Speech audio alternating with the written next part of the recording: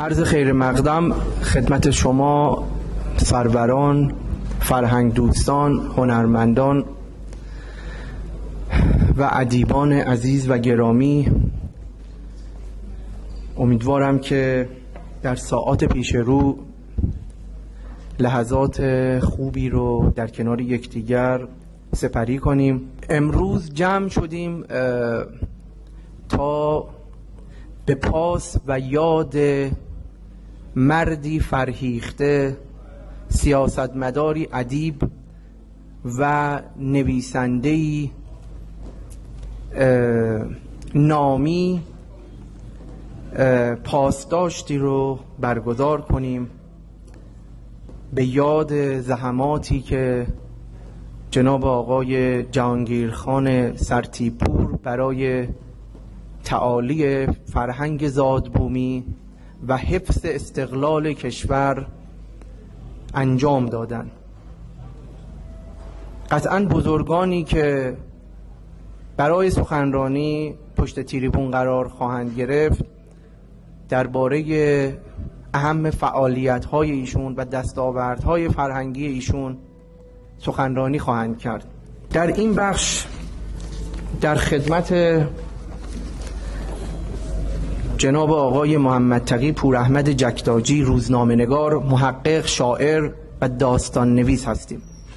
از ایشون دعوت میکنم به جایگاه برای ایراد سخنرانی تشریف. هم سلام هم درود. چون دانم که یه دی سلام پسندیدی یه دی درود. در حال به عنوان یکی از اعضای خانه فرهنگ، عضو مؤسس خانه فرهنگ، به عزیزان حاضر خوش آمد گم.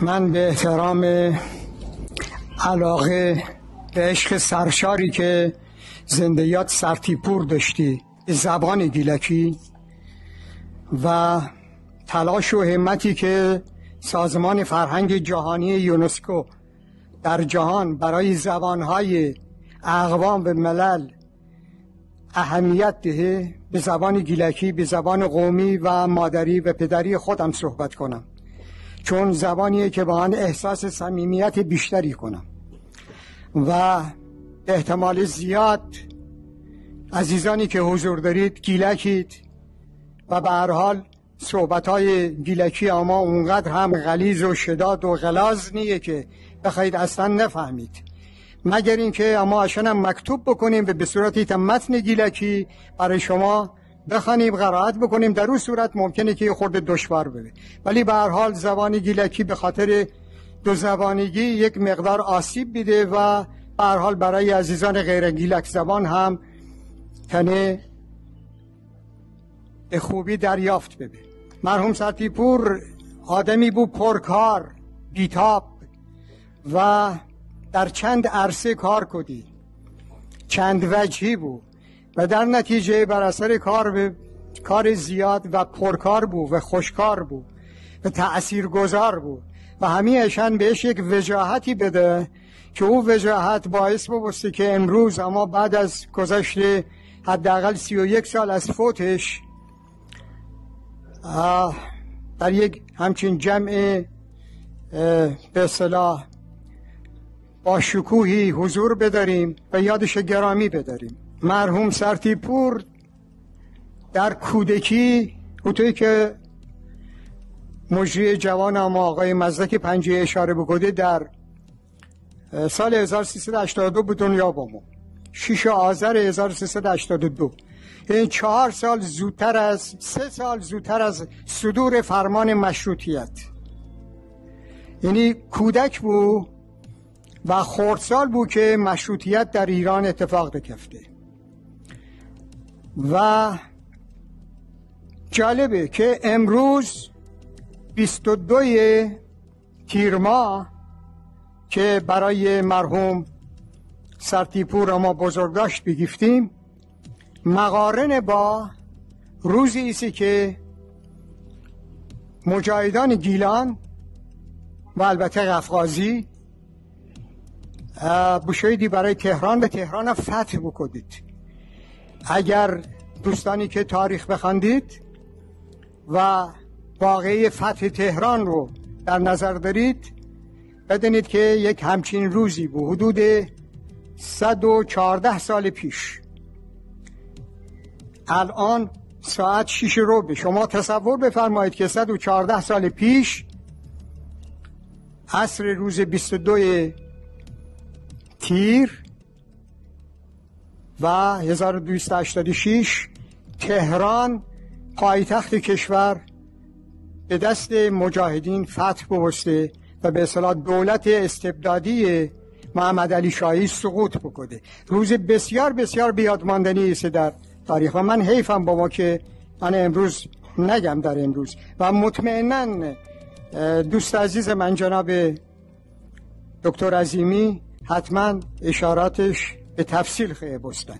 به هر حال منظور اینه که مرحوم سرتیپور، زنده یاد سرتیپور، دوره کودکیشو در دوره مشروطه در کودکی تجربه بکنه و بعد در کتابی که اخیراً منتشر به واسطه تاریخ معاصر گیلان، او یک خاطرات ده که چون 6 ساله بود و کاملا به هم مسائل آشنا بود و او اشاره کنه که چطور کوچه پس کوچان مینی با زکانی که به اصطلاح هم محلی بید دار و دستی تشکیل بده و با تفنگ‌های چوبی چطور روسان مثلا بیرون نکودی از خاک کشور گیلان و ایران و هم نشان ده که از هوی او علاقه و عشق به میهن و آزادخواهی و ضد استعماری درش وجود داشتی.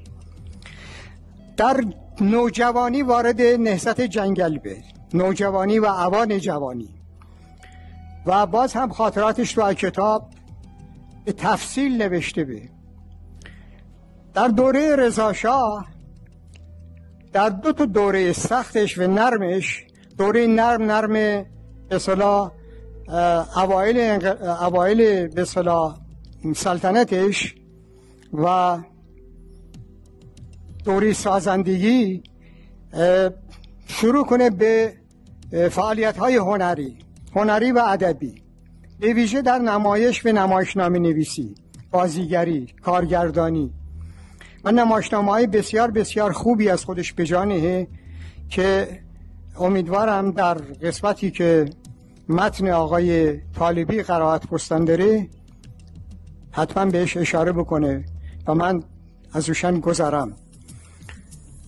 البته از نمایشنامه نویسی و از پیس های تئاتر به نفع امور خیریه استفاده بستی و خودش هم پیشگام بوده راه و پولی جمع کردید از طریق نوشتن نمایشنامه و آوردن روی صحنه که بیمارستان پورسینا بساختید. بیمارستان پورسینا که الان برای همه عنوانیت از قدیمی ترین بیمارستان های کشوره، در واقع سنگ بناش آقای سرتیپور و 2 تا از دوستان پزشک و طبیبش بناییدید. دوره های سخت‌تر که بعد دوره دیکتاتوری رضا شاه بود، دوره های بعد سازندگی، دوری بود که مرحوم سرتیپور به در واقع کارهای دیگری مثل پیمانکاری، مثل راهسازی، مثل خرید فروش درخت گردو و صادراتش و امثال انو کارهای معیشتی، زمینداری، چون خودش به هر حال از زمینداران بود و در حوزه فعال. یعنی در واقع دوره رضا شاهی دوره‌های متفاوتی که داشتی، در نتیجه بیت هنرمند هم مثل زنده یاد سرتیپور راه نشان دهی که در چه موقعی تنه کار انجام بده و در چه موقعی تنه دنبال معیشت خودش بده. تا سال 1320 که کشور اشغال به و گیلان اشغال به توسط روسان، در اون تاریخ خب سرزمین اشغال شده، بالاخره افرادی که غیوری دید و میهم پرستی دید و استقلال طلبی دید، نتونید تحمل بکنید اشغال ایت قوای بیگانیه. در نتیجه با بعضی از دوستان خودش که در گوشه کنار گیلانی سبید امثال آقاخان کلانتری در رودبار و عرضم به حضور شما در تالش کرکان رودی و انوشخان باعثاً یک دستجات پارتیزانی تشکیل ده که بتونه جلوی در واقع نفوذ روسان به خصوص بعد از اینکه او جریان آذربایجان در زمان پیشوری به صلاح به وجود با اون بتونه باشه مقابله بکنه. یعنی در واقع باز هم راه مبارزه انتخاب بکنه و چون نتونستی تا آدم وطن دوست و میهنخواه بود. شعرهایی هم که در فاصله به اصطلاح گفتی و تصنیفایی که عرضه بکنه و امروز دوستان هنرمند من آقایان علیجانی و جناب رخشا اجرا کنیدید همه نشان دهنده از روحیه ملیت گرایی و ملیت پرست دوستیه. بعدها که دوران جوانی و پختگی جوانی ها عارض به در سال 1300 شهردار رشت به 1330 تا 332 2 سال خورده ای شهردار رشت به و در تصدی شهرداری رشت نقشه جامعه شهر تدوین به برای شهر اگوسازی به و رشت به عنوان یکی از اولین شهرهایی که اگوسازی درش انجام بگیفته مطرحه، هنوزم مطرحه و مشکل از موقعی بود که شهردارهای بعدی با محیط و توسعه شهر صورت بگیفته به ادامه و اگوها به اصطلاح دنبال گیفته نبسته و ایه که اون مشکلات امروز اما حادث به در دوره‌ای که به وکالت برسه سال 1342 تا 50 یعنی دوره 21 به 22 مجلس اما شاهد برخی از کارهای خیلی نمایانش هستیم. از جمله در دوره 21 جریان کاپیتولاسیون به وجود با ما بود، پیش با ما بود و مرحوم سرتیپور به عنوان لیدر اقلیت مجلس مبارزات بسیار سختی داشتی در مقابله با کاپیتولاسیون که در شماره اخیر گیلوا هم امانم منتشر بکودیم. خوب دوستانی که علاقمند دیدید رجوع بکنید و در حد دوره های 21 و 22 بود که زمینه ساخت به اصطلاح دانشگاه فراهم بکنه. دانشگاه گیلان زمین سازیش در زمان آقای سرتیپور بود، زایشگاه گیلان، فرودگاه گیلان و خیلی از موارد دیگه. راهی که از تبریز قرار بود از میانه و از میانه به فومن به فومن به رشت، یعنی راه رشت تبریز از راه فومن میانه. به نظر من ایتا عزیز پژوهشگر لازمه که در حوزه ها کار بکنه و نشان بده که ایتا وکیل و ایتا نماینده مجلس اون موقع تو شرایط چقدر جرأت، شهامت، خدمت و سلاح خودش حوزه نمایندگی در ذهن داشتی و براش از هیچ فروگذار نکده. به بعضیش موفق ببسته در زمانش، بعضی ها نبسته بعدها انجام بگیفته. او تجدد، او نوجویی، او دانش و بینشی که داشتی، او معرفت، او وجاهت، او برش کاری، همیشن یک نوع بهش بزرگی و متانت و وقاری ده که در واقع مردم بهش خیلی رجوع کنیدید و روش حساب کنیدید. نطق خیلی خوبی گفتی، ناطق خیلی خوبی بود. نطقای دوری نمایندگیش خیلی زیاده و من فکر کنم که اگر بخوای اوشن جنبه به خودشیت کتابی به. اما در گیلان، در گیلکی ایت اصطلاحی داریم به نام پلگل. پلگل یعنی کسی که نستوه، اسطوره، کسی که خیلی بزرگه، شأنش بالایه و کارهای بزرگ بکنه، آدمی است که مورد مراجعه قرار گیره، بهش رجوع کنه، دی حکمه. خیلی معانی ده. پله یعنی پله بزرگ. گل همون گیل هم تنه ببه، همون گیل بزرگ، اما در واقع به معنای یارو، کس، طرف، فلانی. کس، یارو، طرف، فلانی که چی؟ که خیلی بزرگه، که خیلی آدم محتشمی است. بنابراین در اصطلاح گیلکی قدیم که البته الان شاید سن سال خود به هر حال آدمای مسن اجازه بده یک همچین واژه الان متاسفانه با مشکلی که پیش با تو خانواده های اما و جوانای اما و کودکان اما ده مطلقا با زبان گیلکی بیگانه ببستیدید، یه خود عزمش دشواره. به هر حال آقای سرتیپور ایت پلگله برای اما گیلکان.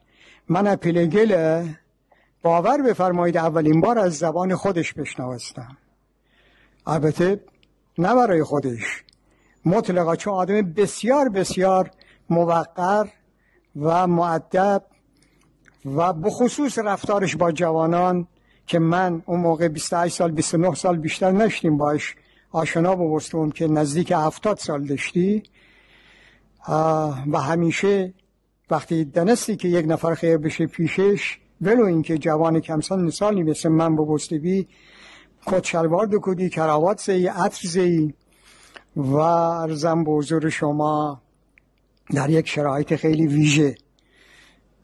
بنابراین الان با گذشت زمان 31 سال که از فوتش گذره، من هم که به یک سن سالی نزدیک به اون فرسان دارم، او واژه براش بکار برم و برای خیلی از گیلانیانی که برای گیلان زحمت بکشیدید، زحمت‌های بی شیل پیله و بدون هیچ گونه چشم داشتی و بدون هیچ گونه هیاهویی، بدون هیچ گونه حاشیه‌ای کار بکدیدی و کار کدن داریدید و از زاویه من مرحوم سرتیپور پلگل دنم.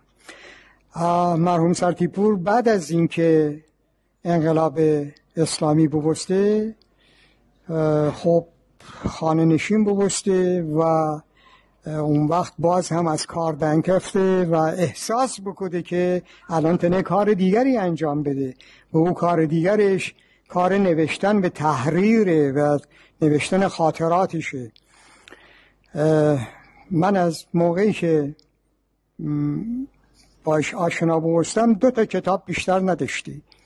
ایتا اوخام بود که در سال 1338 چاپ بست و مجموعه تصنیفهایش بود و ایتا نشانی های دور از گذشته گیلان و مازندران که در واقع نوعی تاریخ اسطوره‌ای و اساطیری گیلان بود و مازندران و مسائل مربوط به باستان شناسی.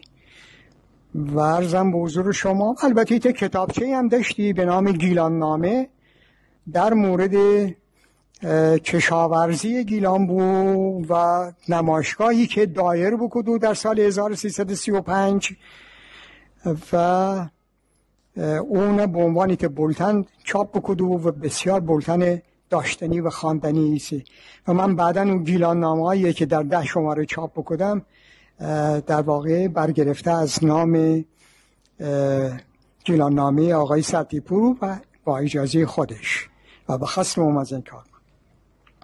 عرضم به حضور شما بعد از اون کتاب سری گذارم، کتاب ویژگی‌های دستوری و فرهنگ واژه‌های گیلکی چاپ بکده که من براش چاپ بکنم و خودش نمونه خوانی بکنه و امیدوارم که جناب پورهادی زمانی که پشت تریبون از کتاب صحبت بکنه و گویا قصدش هم برانه و حالا اون ریز شده من به کار نبرم نشم برای اینکه بعداً وقت گرفته. به کتاب دیگرش نامها و نامدارهای گیلانه که مجموعه دانستنی های و در واقع نوعی دایره المعارف کوچکیه از مجموعه نامها، منظور از نام اماکن و نامدارها نام اشخاص و باید هر گیلانیان بداره و اگرم البته قصد بکنید و بدارید متاسفانه الان وجود نداره، باید تجدید چاپ بگه، یعنی دیر متوجه بود. کتاب دیگه اون کتابم بیده خوشبختانه و خوشحال بود از چاپ هر دو کتاب. کتاب سومش ریشه یابی واژه‌های گیلکیه و فرهنگ بچه تصمیه شهرها به روستاهای گیلان. این کتابم چاپ نشده شه بیده غلطگیری بکنیم اما دوتایی با هم و عرضم به حضور شما، ولی چاپش متاسفانه نیده.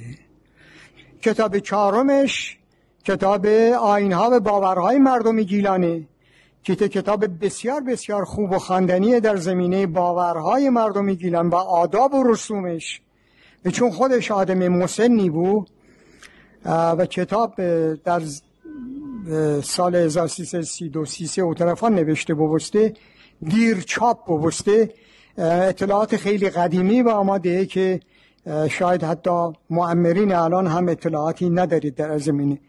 اون هم متاسفانه کتابش تمام بسته باز تجدید چاپ ببین.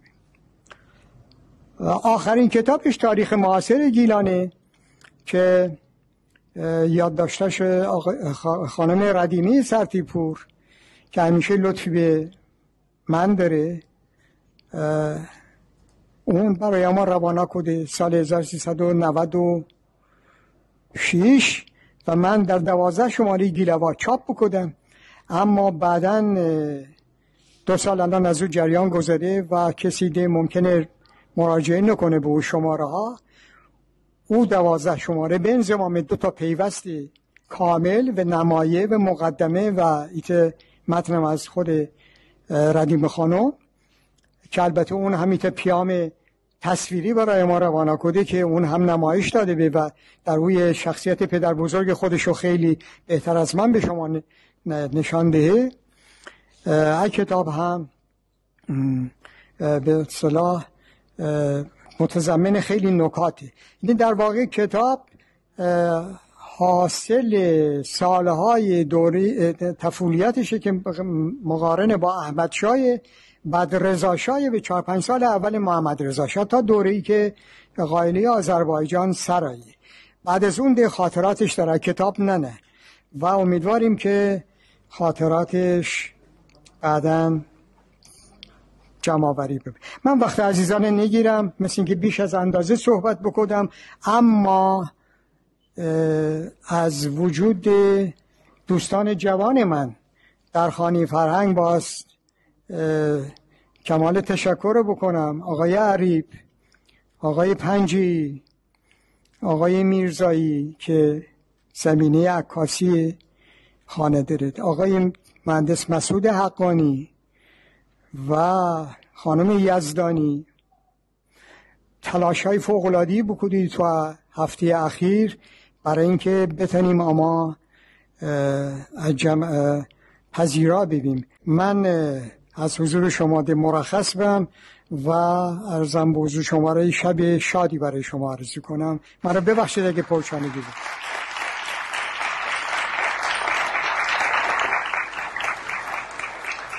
این بخش باید دعوت کنم از جناب آقای دکتر ناصر عظیمی، نویسنده و پژوهشگر. به افتخار ایشون دست بزنید. اولش اجازه میخوام که بگم باعث افتخار منی که در این جمع صحبت میکنم و از خانه فرهنگ رشت تشکر میکنم که من رو به عنوان سخنران دعوت کردن. صحبتی که من میکنم تحت عنوان جهانگیر سرتیپور به مثابه یک کنشگر مرزی. اصطلاح کنشگر مرزی رو من که به تازگی وارد فرهنگ سیاسی ایران شده و احتمالاً در آینده بیشتر درباره اون خواهیم شنید، از مقصود فراستخواه جامعه شناس ایرانی و استاد دانشگاه تهران وام گرفتم. حتی قبل از هر چیز با عرض پوزش فراوان اجازه میخواهم که از تیترهای مهندس و دکتر و پروفسور اینا بگذریم، چون فی نفسه این تیترها مهم نیستن، حتی اگر در پوسترهای خانه فرهنگ بیاد. در حال آقای فراستخواه میگوید که این چارچوب نظری بحث من هست، بعد من شواهدش رو در مورد شخصیت آقای سرتیپور خدمتتون تا اونجایی که وقت اجازه بده عرض میکنم. آقای فراستخواه میگه که از حدود 20 سال پیش به این موضوع اندیشیده و در حدود 10 سال پیش در مراسمی برای غلام حسین صدیقی که از بنیانگذاران جامعه شناسی ایران شناخته میشه سخنرانی کرده و او رو به عنوان یک کنشگر مرزی معرفی کرده. بعد دوستان جامعه شناس و پژوهشگرش به او پیشنهاد کردند که این مفهوم رو بسط بدهد و او رفته تاریخ ایران رو بعد از اسلام مطالعه کرده و کاویده و اهمیت کنشگران مرزی رو در طول تاریخ ایران دیده و یک کتاب 600 صفحه‌ای اخیراً منتشر کرده با عنوان کنشگران مرزی در ایران که جلد نخست اون انتشار پیدا کرده و قرار است که جلدهای دیگه‌ای داشته باشه. فراستخواه میگه که کنشگری مرزی یک مفهوم فازیه. ما دو چیز داریم، فازیه طیفیه، یکی هم 0 و 1 بود و نبوده و طیفی از کنشگران در جامعه رو در بر میگیره. او تاکید میکنه که نباید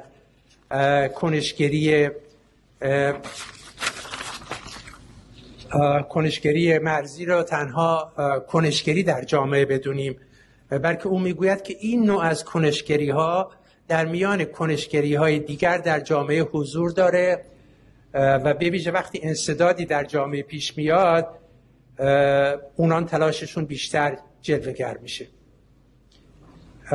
کنشگران مرزی بین جامعه مدنی و ساختار دولت در رفت آمد است. ویژگی های این نوع کنشگران از نظر او میتواند مصلحت‌گرایی و پراگماتیسم، مسالمت جویی و واسطه‌گری بین دولت و ملت باشد. پس به باور واضح نظریه کنشگری یعنی آقای فراستخواه یک پای کنشگران مرزی در جامعه مدنیه و یک پای دیگه در ساختار دولتی. البته میزان حضور و تعلق اون به هر کدام از این دو حوزه جامعه مدنی و دولت به تناسب ویژگی‌های این کاراکترها میتواند بسیار متفاوت باشد. من با خواندن کتاب یادداشت‌های سرتیپور که برای من کتاب خواندنی بود، در اینکه تا حدودی به تاریخ گیلان آشنایی داشتم، خیلی استفاده بود، قابل استفاده بود و فکر کردم که سرتیپور رو میشه در طیفی از کنشگران مرزی جای داد و به همین دلیل من وقتی به من گفتن که شما سخنران هستید رفتم و این کتاب رو و منابع دیگری رو که مطالعه کردم به نظرم رسید که تو این چارچوب میشه آقای سرتیپور رو جای داد. همونطوری که گفتم برای اینکه او رو طبق تعریف چارچوب نظری آقای فراستخواه به عنوان یک پژوهشگر کنشگر مرزی بدونی من شواهدی میارم. اولین نمونه که بین دولت و جامعه مدنی در رفت آمده، اولین نمونه رو من طوری انتخاب کردم که زیاد به بحث ما نمیخوره ولی میخوام نکاتی رو توش بیارم. در اولین نمونه از روابط بسیار نزدیک او و خانوادهش با خالو کریم، معاون خالو قربان در زمان حکومت احسان الله خان و حکومت بولشویکی در رشت ذکر میکنیم. با وجود دشمنی شدیدش با بولشویکا و اصولا با هر جریانی که تا حدودی نشانی از چپ داشت، او با هدایت مادرش که زن مدیر و مقتدر بود با خالو کریم روابط بسیار نزدیکی در حکومت برقرار کرد. این روابط ناگزیر بود و باعث شد که او در این زمینه به تجاربی دست پیدا کنه که بعدها در سالهای بعد بکنم به کمکش اومد. او چنان که خودش شرح میدهد خانه شخصی که در اون زندگی میکردن، اینکه پدرش مرده بود، مصادره میشه توسط حکومت که در رشت کوچه‌خان رو برکنار کرده بودن و خودشان روی کار آمده بودن، مصادره میشه و او به طریقی با خالو کریم که معاون خالو قربان بود و میدونیم که این کردها در واقع استخوان‌بندی نظامی حکومت بولشویکی رو در رشت تشکیل میدادن، آشنا میشه. این خالو کریم همونیه که در واقع مولاسرا در اون کمیته‌ای که مورد حمله قرار گرفت و حیدرخان هم اونجا بود، اونجا حضور داشت و بعد با خالو قربان فرار کردن اومدن رشت، ولی حیدرخان دستگیر شد. اون گونه که سرتیپور خودش توضیح میده، او توانسته با خالو کریم روابط برقرار کنه و از این طریق خونش رو از حالت مصادره در بیاره. توضیحی که حالا در این سالها او حدوداً 17 سال داره و نشون میده که این خیلی بسیار تجربه خوبی است برای اینکه در سالهای بعد این روابط رو با قدرت برقرار کنه، هرچند این یه بحث مثلا چیز شخصی بود. ولی من از آوردن این میخوام چند نکته رو یادآوری بکنم.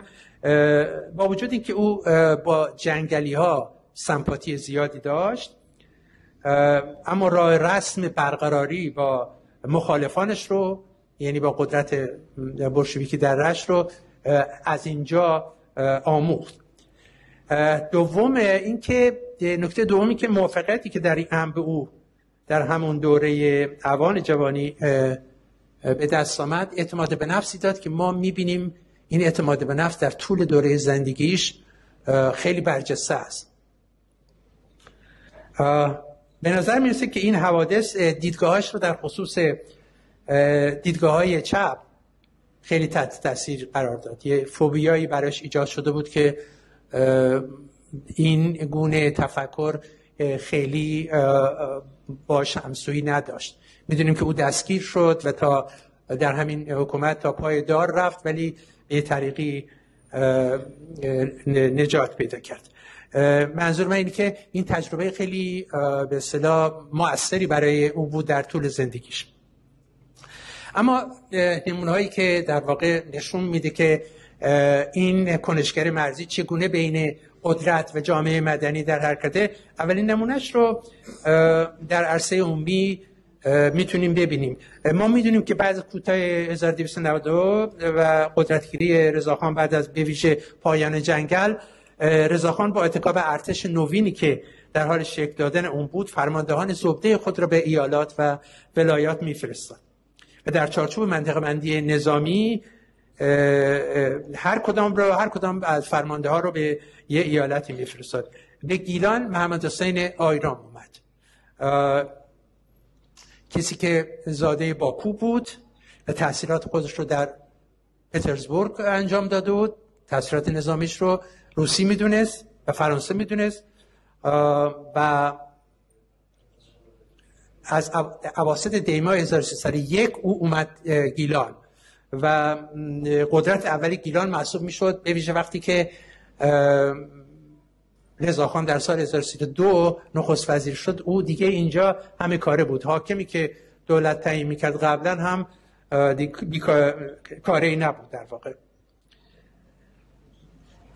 آیرام به جنگلی ها نزدیک شد و کوچکان و سرتیپور میگه که از اقدامات او یعنی آیرام که قابل ذکر است این که با دوستان جنگلی طرح دوستی ریخت و با اونها به صراحت مطالبی رو به میان نهاد و گفت که هنوز منطقه فومنات آرام نیست.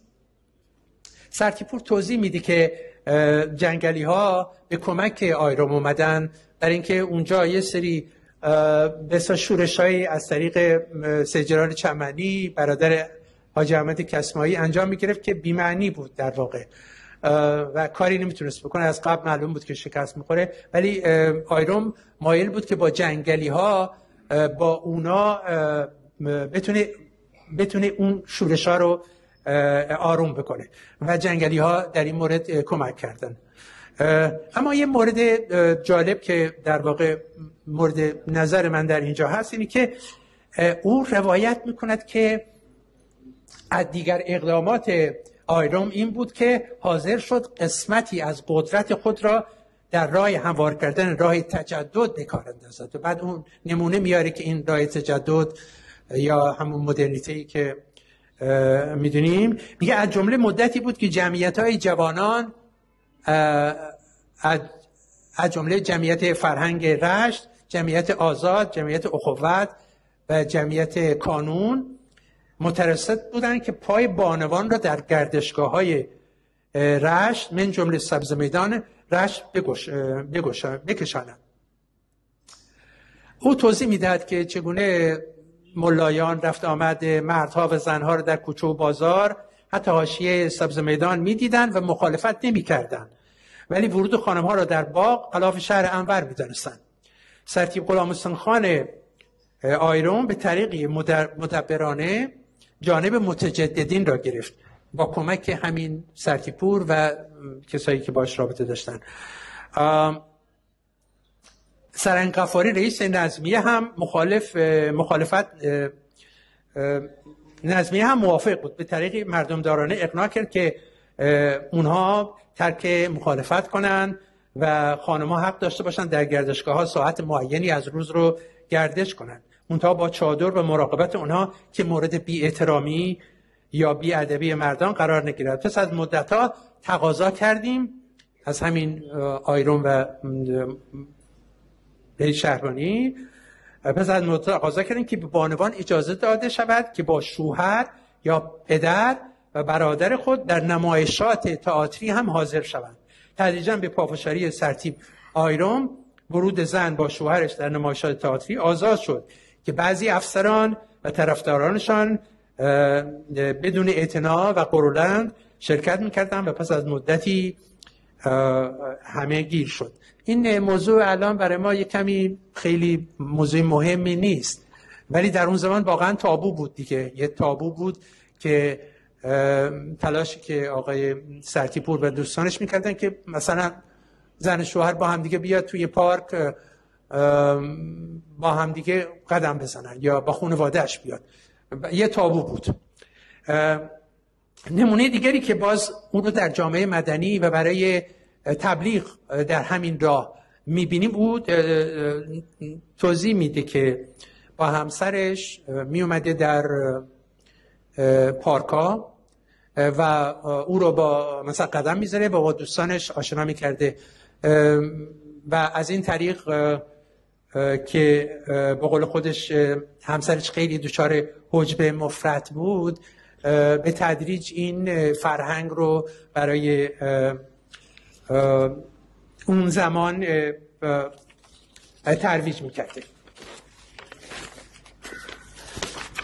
این نمونه ها نشون میده که چگونه سرتیپور در چارچوب اون نظریه کنشگری مرزی یه پاش توی قدرت، یه پاش توی جامعه مدنیه برای اینکه بتونه اون هدفهای اجتماعی خودش رو پیش ببره.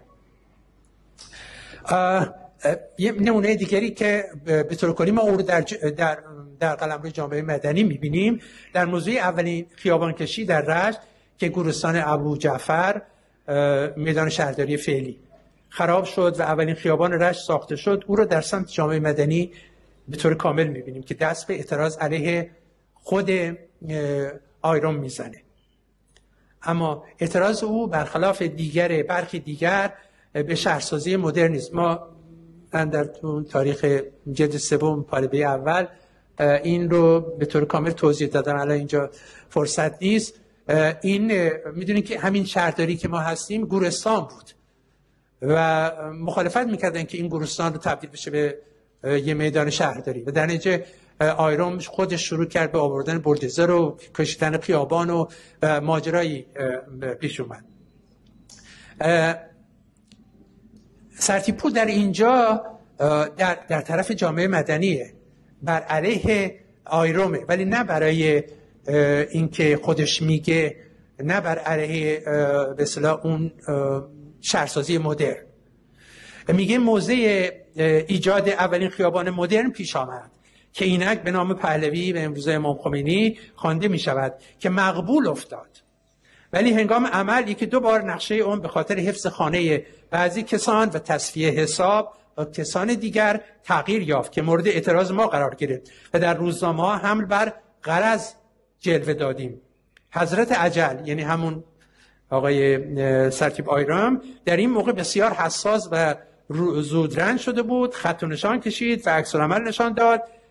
کار به حبس و توقیف دوستان رسید، بازار به حمایت برخاست، در مساجد تظاهرات شد، باز مسلمین به کار افتادن، آشتی کنان شد و تغییر نقشه انجام گرفت. باز سرتیپور رو میبینیم به عنوان یه شخصی که میاد تو جامعه مدنی، موقعی که میگه که میره و برای آموزش موسیقی جدید، وقتی که ابوالحسن صبا سرپرستی هنرستان موسیقی رو که به کوشش کلونل وزیری در سال 1300 در رشت دایر کرد، بلافاصله اون میره اونجا ثبت نام میکنه برای تعلیم موسیقی نزد ابوالحسن صبا و در نتیجه روابط بسیار نزدیک خانوادگی هم با صبا برقرار میکنه و خودش میگه این کار رو برای این انجام میدم که بتونم فولکلورهای محلی رو از طریق علمی اجرا بکنم. شما با یه شخصیتی روبرو هستید که خیلی تنوع رفتاری و کرداری داره. از نکات گفتنی دیگر این که میگوید بعد از رفتن آیرام و آمدن سرتیپ زاهدی در چارچوب همون کنشگری مرزی، جنگلی‌های سابق به زاهدی نزدیک شدن و توانستن به ویژه در شهرداری رشت در زمان اون نفوذ بسیاری داشته باشند و مصدر کارهای مناسبی باشند. پیداست که همه این رفتارها رو اون گونه که خود میگوید با هدف خیر عمومی نمیتوان ارزیابی کرد. منافع شخصی هم در اون لحاظ شده، اما شاید خیر عمومی هم در اون کم نبوده است. او بعد از شهریور 20 به ویژه در دوره 12 ساله 1320 تا 1332 بیشتر در حوزه جامعه مدنی فعال میشه و از مطبوعات تا نوشتن نمایشنامه و پرداختن به موسیقی محلی نقش‌های بیشتری ایفا میکنه. از جمله با تشکیل جمعیت خورشید در این سالها برای نمایش تئاتر که حساسیت مسئولان ارتش سرخ را هم برانگیخته بود فعال میشه. در دوران جنبش ملی شدن صرف در رشت به عنوان شهردار انتخاب میشه و درست زمانی که کودتای 28 مرداد اتفاق میفته او شهردار رشته. این از اون لحظاتی هست که کنشگران مرزی که فعال موارد به اصطلاح شرایط میانه هستند و در موقعیت‌های اکستریمی که در دو طرف راست و چپ میاد اینا گرفتار میشن و ما میبینیم که سرتیپور دچار مخمصه میشه. در 5 شهریور 1332 بعد تغییرات عمده که در مدیریت گیلان روی میده و استاندار و فرماندارهای جدید میاد، این رو میبینیم که در جلسه معارفه سخنرانی این معارفه میاد و سخنرانی میکنه، اما سعی میکنه که از کسی طرفداری نکنه، بلکه در مورد استعداد فراوان گیلان صحبت میکنه و از مدیران جدید میخواد که با کمک این استعدادهای طبیعی و انسانی بتونه توسعه رو پیش ببره. اما 9 ماه بعد از کودتا به نظر میرسد که دیگه تحمل براش سخت بوده و استعفا میده. البته خودش گفته که به دلیل اینکه استعفا داده برای اینکه دوره انجمن شهر تموم شده، ولی خبرهای دیگری در روزنامه طالب حق اومده که ایشون رو برکنار کردن. یکی از نکات خیلی به اصطلاح گفتنی این که او باز میاد در طرف جامعه مدنی، اینی که با اینکه زمیندار بود از اصلاحات ارضی حمایت کرد و در یادداشتاش می‌نویسه که اقدام پادشاه برای برچیدن حکومت خانخانی و فئودال‌ها یک عمل مترقیانه بود که جامعه ایران را یک قدم به سوی دموکراسی پیش می‌برد، ولی مظالم غیر قابل ذکر مأمورین حین اجرا تخم کین می‌کاشت. بعد از اصلاحات ارضی بلافاصله در مهر ماه 1342 انتخابات دوره 21 مجلس روی میده که او به اصطلاح به همراه نیر ابتهاج، اولین زن نماینده منتخب در گیلان، انتخاب میشه، نفر دوم میشه و اینا مربوط بودن به کانون مترقی یا کنگره آزاد زنان و آزاد مردان که حزب ایران نوین بعدی شد به دبیرکلی حسن علی منصور. با این حال او در مجلس فرکسیونی بود که جزو فرکسیونی بود که برخی از لوایح مجلس اعتراض کرد، از جانب لایحه کاپیتولیسیون که محاکمه آمریکایی‌ها را به صورت ارتکاب جرم در ایران بلا موضوع می‌کرد. او با این لایحه مخالفت کرد و در مخالفتش در مجلس هشدار داد که با تصویب این لایحه به قدرت قضایی مملکت من دهنکجی می شود. سرتیپور بعد از آخرین حضورش در قدرت در دهه 40 از اوایل دهه 50 به نظر می رسد که به طور کامل از سیاست روی گرداند و دوباره در جامعه مدنی روی آورد. به نظر می رسد که او دریافته بود که با رادیکال شدن فضای سیاسی در دهه 50 از این زمان به بعد دیگر کمتر جای کنشگری مرزی وجود داشت. متشکرم. ما در این بخش اجرای موسیقی خواهیم داشت توسط هنرمند عزیز جناب آقای موسی علیجانی. تشویقشون بفرمایید. یاری بگفتم در جوانی ترگم تو بدونی ایتر رشتی ایتر مازندرانی ترگم تو بدونی میجانی آخ میجانی آخ میجانی میجان گرد تومانی آخ میجانی محل نکنی آخ میجانی. ادامه‌شم چون طولانی میشه نمیخوام ادامه‌شو بخونم. نکته بعدی از استاد پوررضا هست، آقای فریدون پوررضا، که بیشتر از آشورپور موسیقی محلی و فولکلور دارن و در واقع موسیقی فولکلور گیلان بیشتر آقای آشورپور چند تا ترانه محلی دارن، مقدارش کمه، ولی پوررضا به هر حال از نظر شعر هم ملودی‌ها جغرافیاش گیلانی تر هست.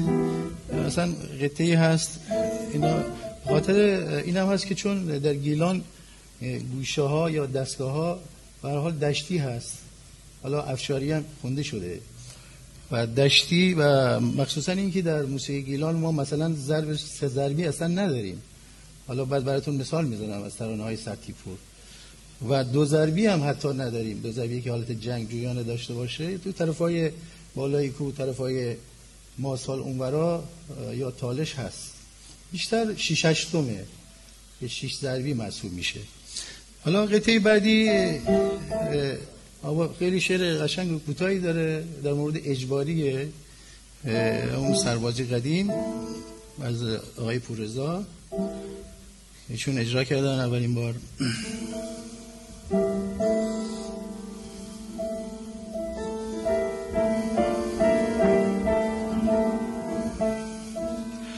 ماشین باری همه گل کاری، ماشین باری همه گل کاری، میاره با بی بین شنیای بشون اجباری نیاره با بین شنیای بشون اجباری.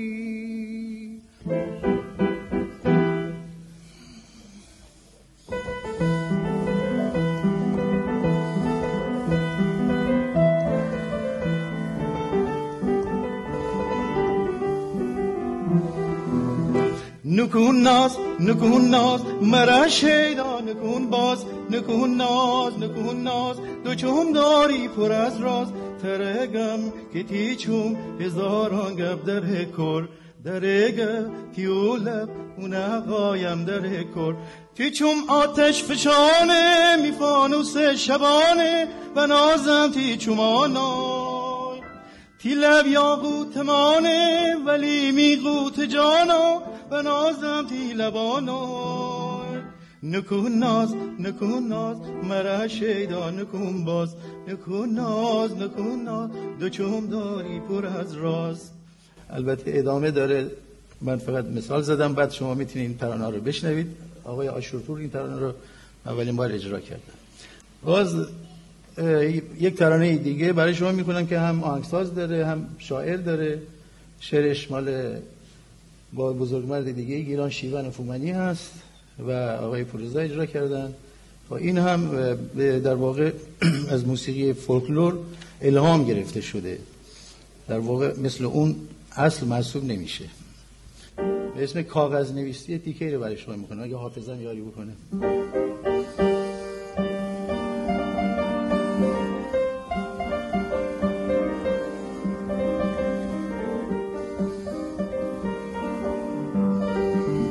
بنویس کاغذ نویس بنویس میبرم دلیر عرض سلام. بنویس کاغذ نویس بنویس بگوان پنجم نامه فدا. هرچه بیشتر میچومه راهای پایه مهمدلی جه تو در به در مره کاغذه مهمدلی جه تو در به در مره کاغذه. در واقع امروز میخوام راجع به اون صحبت بکنم، مربوط به ترانه های سطیپوره. به این دلیل که اکثر ترانه هایی که از سطیپور باقی مونده ترانه هایی هست که ملودی ها و آهنگسازاش همه خارجی هستن. حالا در قسمت دوم 3 تا از اونا رو من برای شما اجرا میکنم، هم اصلش رو اجرا میکنم، یعنی هم اسپانیایی، ایتالیایی، اینا رو هم گیلگیش هم برای شما اجرا کنم. اما هنر جهانگیرخان سطیپور این بوده که تونسته در اون سالها این ترانه ها همه معروف بودن که دوست عزیزم جناب رخشا امروز برای شما چند تا رو اجرا میکنن به زیبایی و همزمان با جهان صفحه هایی که وارد ایران میشده و جهانگیر سطیپور به خاطر دوستی خانوادگی که با بانوی بزرگ ما فهیمه اکبر داشته، چون فهیمه اکبر خواننده اپرا و موزیسین بوده و حتی ترانه گیلان جان در واقع سطیپور برای دختر فهیمه اکبر سرودن که امروز من گیلان جانم برای شما اجرا میکنم. این قسمت سوم در واقع قسمت چهارم ملودی ها اکثرا همه خارجی هست. اگر هم سطیپور اونجا ترانه ای داره مثلا مثل این خروس خان بو من و اون مست و مستانه دور از چومان یگانه و بیگانه تا کو دامن بشویم شانه به شانه زیر داران سبزه سر چشمه ور خوش بینشتیم رو به خاور که این هم در واقع اصلش آقای عاشورپور اجرا کرده، ملودیش خارجیه در واقع. مثلا قطعی که الان اینجا میخوام برای همین توضیح بدم و بعد قسمت اول صحبت‌های خودم رو تمام بکنم. هدف بیشتر ارتقای زبان گیلکی بوده در اون دوره. خود آقای عاشورپور هم به همین، چون موقع زبان گیلکی مهجور بود ولی زبان کردی وارد رادیو شده بود از طریق موزیسین آقای کردستانی در رادیو. فکر کنم سالها بعد عاشورپور در 1325 یا 22 اگه اشتباه نکنم وارد رادیو شد. بله 23 که در واقع شروع کرد و این ترانه‌ها رو کم کم جا انداخت و به نوعی هم بحث روشنفکری مطرح هست، چون این موسیقایی که الان قسمت دوم اجرا میکنم روستایی‌های ما اصلا گوش نمیدن، چون من خودم روستایی هستم. روستاییان ما روزا گوش میدن چون با محیط و طبیعتشون آشنا. اما این ترانه‌ها بیشتر شهریه، بیشتر بحث روشنفکری هست. مثلا یه نمونه کوچک براتون مثال بزنم، همین جنبه بازار که شما همه شنیدید اصلش اتریشی هست، چون چنین ریتمی ما در موسیقی گیلان نداریم.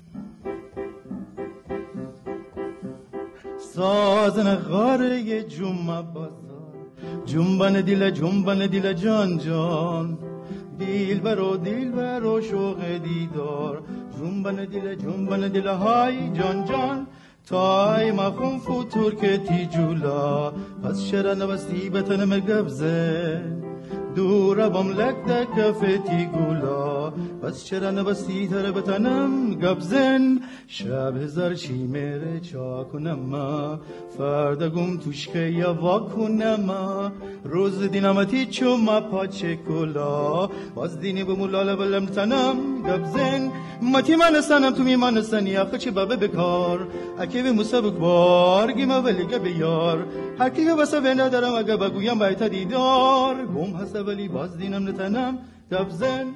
در این قسمت دعوت میکنم از جناب آقای مسعود پورهادی، شاعر نویسنده گیلان پژوه، افتخارشون دست بزنید. درود به شما. امیدوارم که حوصلتون سر نرفته باشه. سعی میکنم که اون چیزی که در ذهن داشتم در ارتباط با زندیات سرتیپور این رو کوتاه‌تر و مفیدتر در واقع در اختیارتون بذارم. من گیلکی اگر قرار حرف بزنم اتایی که حرف زنم بر من ایراد بگیفته که آقا تو در حوزه زبان گیلکی مدعیاتی داری و مدعیات اتوی بیان نبیه که هنگامی که تو شیه تریبون پشت گیلکی حرف سنیه، توی گیلکی حرف سن تریبون پشت این فارسی حرف سنه. میگه بگیفته که پس اگر قراره که گیلکی حرف بزنیه اتوی حرف بزنه که من خب احتمالاً 60-70 سال پیش یاد بگیفتم و اون هنوز به ذهن دارم، ولی فارسی خواهم بگم. حضورتان که در ارتباط با جناب سرتیپور من مدتی است این در واقع نوشته های جناب عظیمی برای من یک در واقع ذهنیتی ایجاد کرده. اون ذهنیت عبارت از اینه که ما یک بازخوانی مجدد از تاریخ معاصر ایران بدهکار خیلی ها هستیم.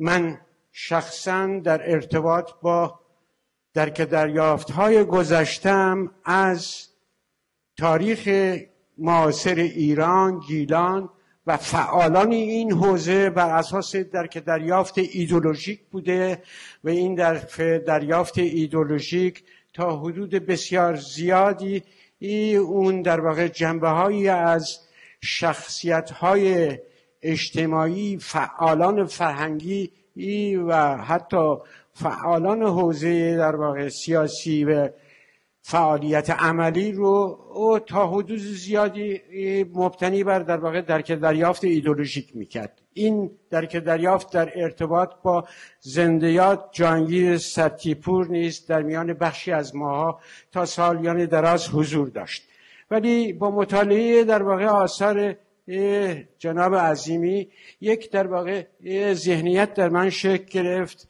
این ذهنیت مبتنی بر اینه که باید دوباره خوانی کرد شخصیت‌های تاریخی رو و اتفاقات تاریخی رو. خود دکتر عظیمی در ارتباط با تاریخ نویسی یک در واقع نوآوری داره که این نوآوری بسیار جاذبه و جالبه. این نوآوری در 4 کتاب تاریخ گیلانش ابتداتر شده. ایشون به سراغ در واقع تاریخ باستانی گیلک ها رفته و در ارتباط با حضور در واقع گیلک ها در جغرافیای اون زمان گیلان خب مطالبی گفتن که مطالب اساساً متفاوت‌تر از اون چیزی است که ما تاکنون در ارتباط با تاریخ گیلان خوندیم و در آثار مختلف هنوز حضور داره. ایشون نظریات جدیدی رو مطرح میکنن در ارتباط با حضور در واقع کاسپین ها، گیل ها، آمارت ها، کادوس ها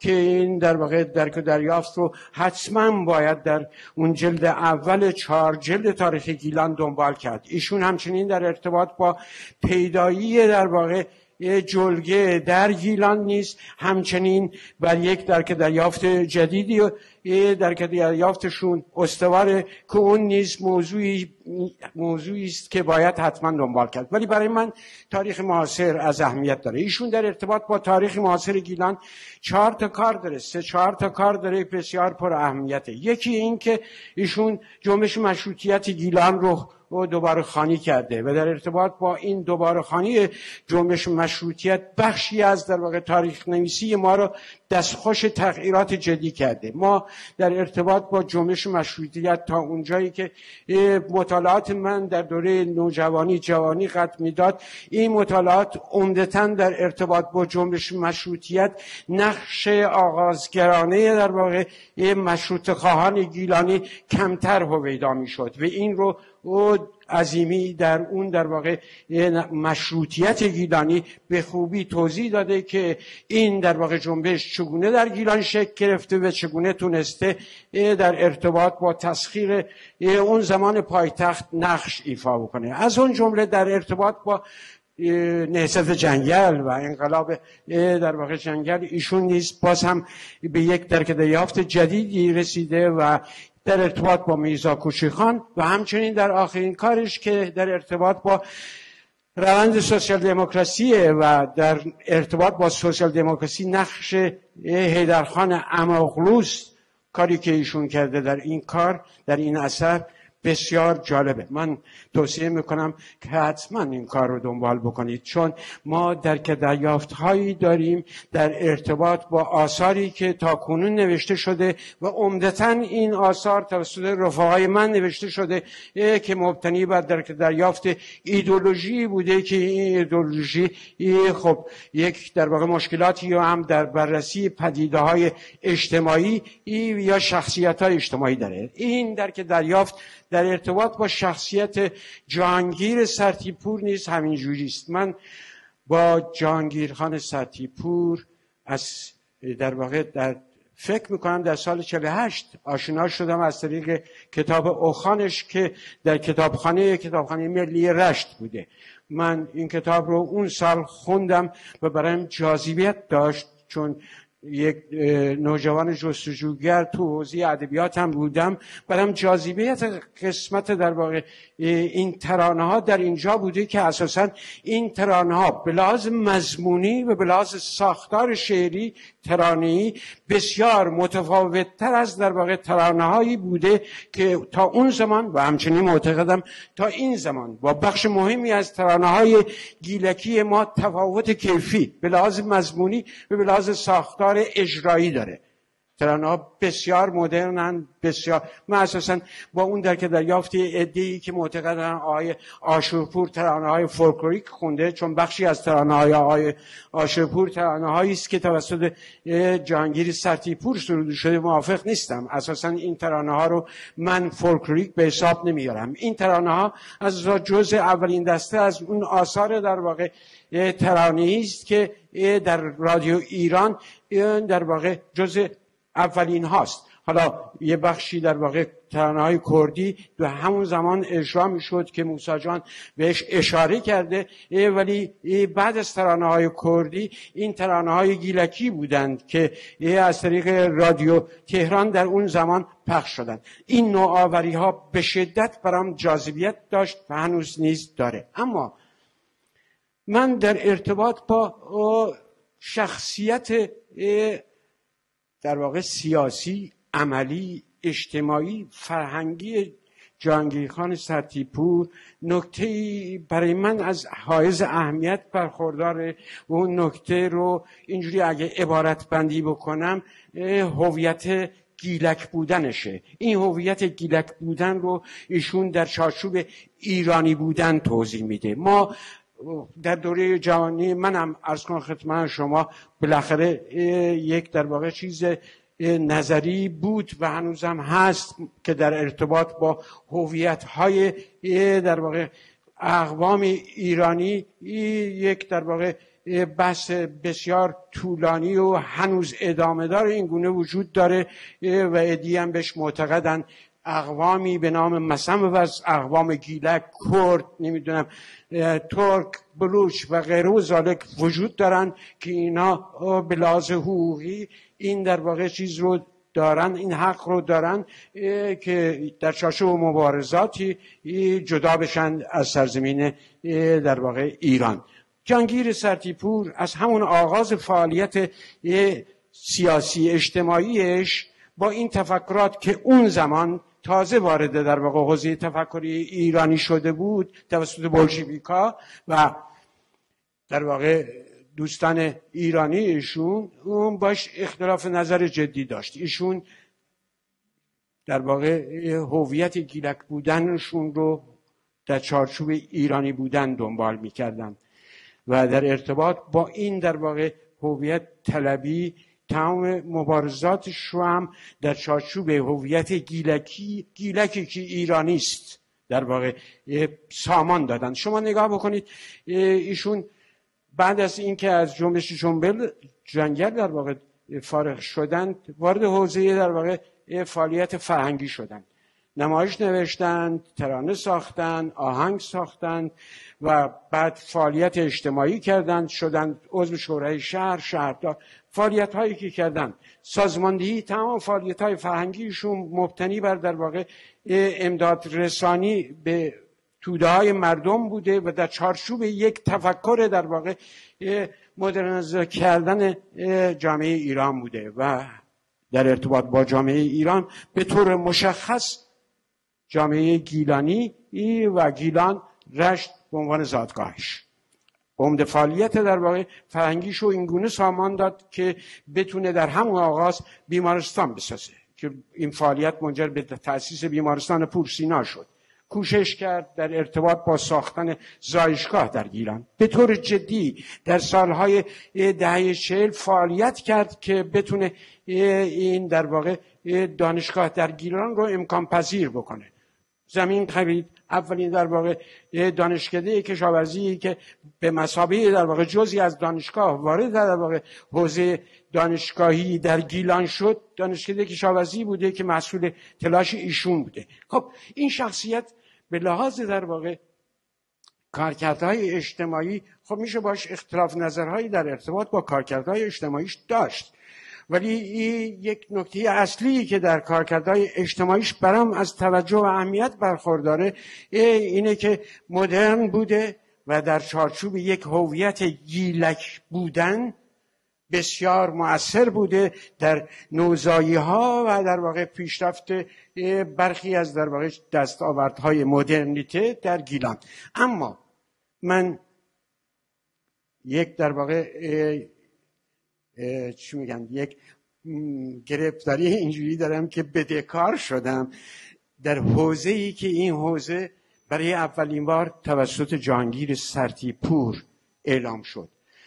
ببینید هویت گیلک بودن ما در اصلی ترین محور خودش یعنی که زبان خودش رو تجلی میبخشه. اولین کسی که در ارتباط با زبان گیلکی رفت این آدم تو حوزه یعنی فعال اجتماعی بود، سیاسی بود، تو حوزه ترانه گیلکی میگفت، ولی برای این که بتونه آدم زبان یک در واقع منطقه رو که یک زبان تاریخی است موضوع مطالعه خودش قرار بده باید بره زبانشناسی بخونه. من حتی در یادداشت‌های ایشون ندیدم اون سالهایی که رفت سراغ در واقع مطالعات زبانشناسی و از دل اون مطالعاتش یک در واقع کتاب در واقع ویژگی‌های دستوری زبان گیلکی بیرون اومد که این کتاب اولین کتابه که در مورد دستور زبان گیلکی به مثابه یک زبان نه گونه ای از فارسی، نه لهجه، نه عرض کنم شما ادامه زبان فارسی، بلکه به مثابه یک زبان در کنار زبان فارسی و به لحاظ تاریخی متفاوت از سرشت تاریخی زبان فارسی کنونی. این احتیاج به یک در واقع بررسی طولانی داره و این استارتی زد در من برای رفتن پای در واقع مطالعات زبانشناسی. برای من در واقع این کتاب فکر میکنم سال 69 توسط انتشارات گیلکان توسط آقای جکتاجی چاپ شد و اون زمان من ساکن آلمان بودم. این کتاب به دستم به فاصله خیلی کوتاهی رسید، چون علاقمندی من به آثار گیلکی اونگونه بود که فامیلای من برای من گیلوا اون موقع هنوز چیز نشده بود، ولی این آثار که چاپ میشد رو پست میکردم و این کتاب به دستم رسید و برای من یک نقطه آغازی بود در ارتباط با فعالیت من تا اون زمان خب به طور معمول سراغ در واقع زبان گیلکی در شعر گفتن میرفتم یا نوشتن داستانهای کوتاه و این حرفا، ولی به سراغ زبان گیلکی از منظر زبانشناسی به مثابه زبانی در خود و زبانی به لحاظ تاریخی، نه ادامه زبان فارسی کنونی، بلکه زبانی ریشه یا هم ریشه، یا اینگونه بگم زبانی که در واقع ارث میبره، میراث میبره تو حوزه در واقع زبانشناسی، تو ساختارهای زبان گیلکی این دیده میشه از زبان مادی، یعنی زبانی که قبل از دولت هخامنشیان، یعنی که 600 سال قبل از میلاد مسیح رایج بوده، ازش فقط واژگانی باقی مونده، هیچ کتیبه و چیزی ازش باقی نمونده، ولی واژگانی ازش باقی مونده. و زبان پارتی یعنی زبان اشکانیان از سالهای 330 بعد از میلاد مسیح تا 220 میلاد مسیح، یعنی که زبان گیلکی به لحاظ در واقع ویژگی‌هایی که جهانگیر سرتیپور از عهده تشریح این به خوبی بر اومده ریشه میبره به در واقع زبانهای میانه ایرانی و زبانهای باستانی ایرانی. من کوتاه بگم چون وقت در واقع برای بقیه مطالب زیغه. اینجا کوتاه اینجاست. جهانگیر سرتیپور برام در واقع یه الگوی جالبی گذاشت. گفت زبان رو میشه در 3 ساختار دنبال کرد که این 3 ساختار یکی آواهای زبانه، یکیش واژگان زبانه، یکی ساختار صرفی و نحوی زبانه. جالبه این آدم، من اصلا تا قبل از اون ندیده بودم که تو حوزه زبانشناسی مقاله بنویسه یا این که اشاراتی داشته باشه به مطالعاتش. رفت سراغ در واقع زبان گیلکی، ابتدا با ساکن یک تعیین تکلیف کرد با زبان فارسی از منظر آوا. گفت آقا ما در زبان گیلکی آوایی داریم مابین فتح و کسره که فارسان ندارن، که خیلی از زبانهای ایرانی نیز نداره. فقط در برخی از زبانهای ایرانی که بلحاظ در واقع گروه بندی جزء گروه بندی شمال غربی محسوب میشه که گیلکی نیز در اون هست. اون زبانهایی مثل زبان مازندرانی، تالشی، تاتی، کردی، زازاکی، بلوچی، سمنانی. ولی تو زبان فارسی این آوا وجود نداره. یعنی که شما یه فارس رو بگید بگو رشت، که رشت، یعنی که این رشت، این حرف مابین فتح و کسر رو نمیتونه هیچ فارسی یه در واقع ادا بکنه. و این حرف نیست تو این زبان. در ارتباط با بازم رفت یک جای دیگه در واقع نشانی داد که برای من اون زمان بسیار پر اهمیت بود. بعد روی این نشانه ها من کار کردم همه رو. گفت که ما این فتحی که ادا میکنیم در واژگان اساساً کوتاه‌تره و جایگاه های در واقع اخراج این فتح با جایگاه اخراج این فتح در زبان فارسی تفاوت داره. راست میگفت. شما بادام فارس ها رو هرگز بادام نمیگی. بادام گی میامه جور دیگه نگی. بادام با اون تفاوت داره به لحاظ در واقع نوع اخراجش از در واقع دهان. خب ایشون رفت سراغ در واقع واژگان زبان گیلکی. برام خیلی جالب بود. ایشون رفت یک کتاب دیگه هم نوشت، بررسی‌های در واقع ریشه شناسی واژگان زبان گیلکی، وجه تسمیه شهرها و روستاها برام جالب بود. در ارتباط با ریشه‌شناسی برخی از واژگان بسیار خوب عمل کرد. مثلا ارسو رو که ما به اشک میگیم ارسو، رفت این رو ریشه‌شناسی کرد. جالبه این ارسو با همین در واقع گفتار اختلاف یک در واقع چیزی به صورت اسرو در زبان فارسی باستان یعنی 550 قبل از میلاد مسیح وجود داره و در زبان اوستایی که مال 1000 سال قبل از میلاد مسیح نیست با همین در واقع ساختاری اسرو.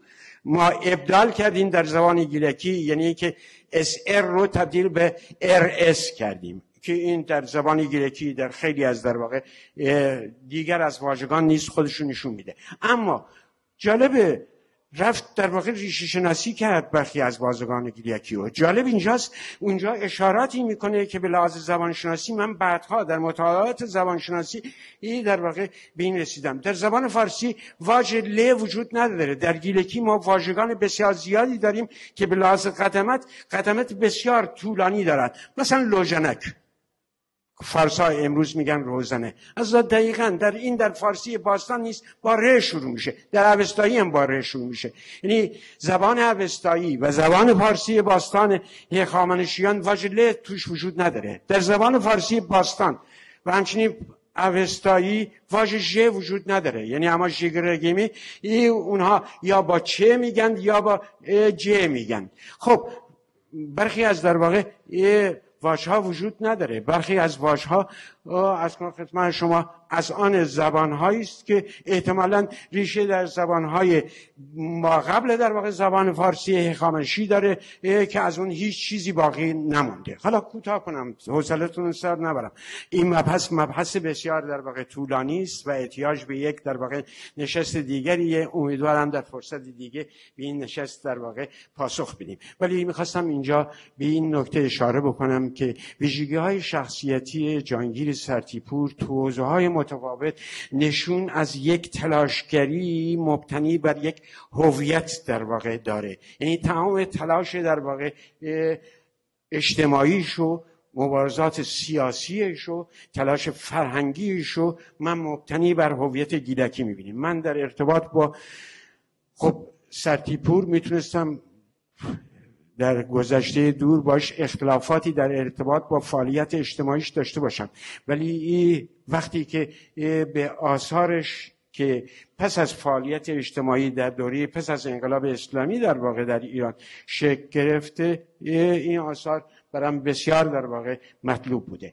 از شما متشکرم از اینکه تحمل کردید. من شبتون خوش. در پیشگفتار کتاب واژه‌نامه شادروان جهانگیر سرتیپور آمده است رعایت حق‌شناسی در خانه و خانواده و جامعه نیکی و نیکوکاری را منبسط می‌کند. می‌خواستم حق‌شناسی خود را به جناب آقای پور احمد جکتاجی ابراز دارم. نخستین بار ایشان را در سالهای دهه 60 دیدم. امروز مطالب کوتاه و بلند، عکس و فیلم را در چند ثانیه از یک سر دنیا به سر دیگر می‌فرستیم، ولی در آن هنگام پدر بزرگم به دلیل سختگیری و دقتش کتاب بسیار سنگین ویژگی‌های دستوری و واژه‌نامه را بخش در اختیار آقای جکتاجی قرار می‌داد تا پس از حروف‌چینی و صفحه‌بندی به تهران آورده شود. آن وقت آن بخش را با اصل تطبیق می‌دادیم. هرگاه که ما بین دو سفر آقای جکتاجی فاصله می‌افتاد، بر ابروان پدر بزرگم نیز گره می‌افتاد. می‌گفتم بابا حروف‌چینی و صفحه‌بندی وقتگیر است. پاسخ می‌دادند دختر من وقتی برایم نمانده. گره بر ابروها می‌ماند تا آقای جکتاجی دوباره به تهران بیایند. در دوباری که کتاب ویژگی‌ها سپس نام‌ها و نامدارهایشان چاپ شد، چنان شادی را در چهره پدر بزرگم مشاهده کردم که مدتی بود آن را ندیده بودم. در انتظار چاپ کتاب ریشه‌یابی واژه‌های گیلکی بودیم که جهانگیر سرتیپور درگذشت. دیدن این شادی را مدیون آقای جکتاجی، این مرد شریف و فرهیخته هستم که کوشش‌هایش در حفظ و گسترش فرهنگ گیلکی، درستیش در روزنامه‌نگاری و فروتنیش مثال زدنی است. آقای جکتاجی پس از درگذشت پدر بزرگم با کوششی بی‌نظیر کتاب‌های ریشه‌یابی، آیین‌ها، باورها و اکنون یادداشت‌ها را که هنوز به دستم نرسیده به چاپ رساندند و محبتشان قابل تقدیر است. شادروان جهانگیر سرتیپور در پیشگفتار کتاب نشانی‌های از گذشته دور گیلان و مازندران آورده است: هر کس از هر طبقه و رسته‌ای برای خود جهانی می‌دارد که خود را آقا و سرور جهان خویش می‌داند و مراقب است که آن سروری دچار وهن و شکستی نشود، بلکه با کوشش و کار توسعه یابد و نمایان‌تر گردد و به راستی که او آقایی و سروری را نه فقط برای خود که برای هر گیلانی و هر ایرانی می‌خواست و در همه زندگیش در این راه کوشید. وطن پرستیش را حدی نبود. در نوجوانی توانست با ثروت پدری به خوشگذرانی بپردازد، اما به نهضت جنگل پیوست و حکم اعدام نیز گرفت. با هوشیاری و به کمک میهن‌پرستان نجات یافت. کوشش جهانگیرخان برای گیلان همه جانبه بود، همانقدر که در ایجاد فدراسیون‌های ورزشی از جمله بوکس همت می‌گماشت، در فکر جمع‌آوری پول برای ایجاد بیمارستان و زایشگاه هم بود. نه تنها از مال و وقت خود مایه می‌گذاشت، بلکه از دیگران نیز تقاضای کمک می‌نمود. همچنین با نوشتن نمایشنامه و برگزاری جشن و تئاتر برای انجام کارهای خیر پول جمع‌آوری می‌کرد. به همین ترتیب مزار 4 شهید راه وطن را حفظ کرد و با کمک افراد خیر زمین اطراف آنجا را خرید که در آن بیمارستان ملی یا پورسینا بنا نهاده شد. بعدها بنای یادبود شهیدان بر مزار آنان ساخته شد. او به سرودن ترانه‌های گیلکی پرداخت تا احساسات وطن‌پرستی گیلانیان را برانگیزد. در آن هنگام گیلان زیر چکمه روس‌ها بود که در زمان اشغال گیلان می‌کوشیدند تا گیلک‌ها را به هر ترفندی به سوی خود بکشند، از جمله با ریختن گل سرخ از فراز آسمان به روی مردم شهر که در شعر کی و مخان درون اشاره به آن دارد. همچنین با آوردن هنرمندان و خوانندگان خود که به رایگان برای گیلانیان برنامه اجرا کنند و در باغ سبز نشان دهند. از جمله خواننده خوش‌صدایی به نام بلبل را آوردند که برنامه‌اش بسیار مورد توجه قرار گرفت و به خصوص ترانه‌ای به نام سنسیس. جهانگیرخان به روی همان آهنگ ترانه‌ای سرود به نام بیتو با این مضمون که سال تازه شد ولی بدون تو 7 سینم جور نشد. 3 سین از 7 سینم کم بود، سبز و سفید و سرخ، اشاره به پرچم سه‌رنگ ایران. این ترانه که به هنگام جشن‌های نوروزی با خواننده‌ای نه همتای بلبل و ارکستری بس ضعیف‌تر اجرا شد، چنان شور و حالی برانگیخت که گیلانیان در بیرون راندن بیگانگان از خطه سرسبز گیلان بیش از پیش تهدید شدند. پاسخ روس‌ها به جهانگیرخان و ترانه‌های میهنی‌اش تهدید و سرانجام تبعید او به تهران بود. پس از بیرون رفتن روس‌ها جهانگیرخان شعر و ترانه والس نوروز را ساخت، زیرا که دیگر گیلان پرچم و استقلال خود را باز یافته بود. این ترانه نیز چون ترانه شبو بیابانبو با سرقت هنری روبرو شد و هر اجرا کننده ادعاش داشت آن را خود ساخته است، حالا که شعر و آهنگ والس نوروز از جهانگیر سرتیپور است. شبو اما به روی یک آهنگ خارجی ساخته شد. اخیراً کتاب اوخان به همت آقای میرزا نژاد مجدداً چاپ شده که امیدواریم در چاپ‌های آینده اشکالاتش برطرف بشه و غلطگیری نهایی انجام بشه. در مورد نماینده شدن آورده‌اند: من می‌دانستم که نهال آزادی در تاریکی‌های جهل و بیسوادی رشد نخواهد کرد. اگر هم تا حدی رشد کند به گل نخواهد نشست. برای به دست آوردن گل سرخ آفتاب لازم است و برای آزادی و بهره‌مندی از آن دانایی و بصیرت. شرح کامل مذاکرات و نطق‌های موافق و مخالف در باب هر لایحه و ابراز درشتی و نرمی تنقید و تعریف که با بندبازی‌های سیاسی الزاما صورت می‌گرفت در مجلس شورا موجود است. برای من این خوشنودی و مسرت باقی مانده است که توانستم مسائلی را تذکر دهم که اگر در موقع خود مورد توجه قرار نگرفت، در مواقع بعد و ماه‌ها و سال‌های آینده مورد توجه و استناد قرار خواهد گرفت. دامن جهان دراز است. در 2 دوره‌ای که نماینده بودند و مجلس منحل نشد، رئیس فراکسیون اقلیت بودند و نمایندگان ایشان را مرشد خطاب می‌کردند. جهانگیرخان بسیار خوددار بود. نخستین باری که عصبانیتش را دیدم غروب روزی بود که لایحه جدایی بهره نظیران در مجلس شورا مطرح شده بود، گویی که قسمتی از اندامش را جدا می‌سازند.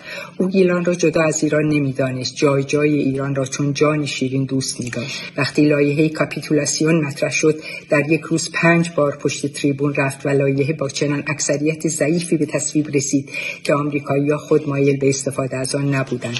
آرزوی جهانگیرخان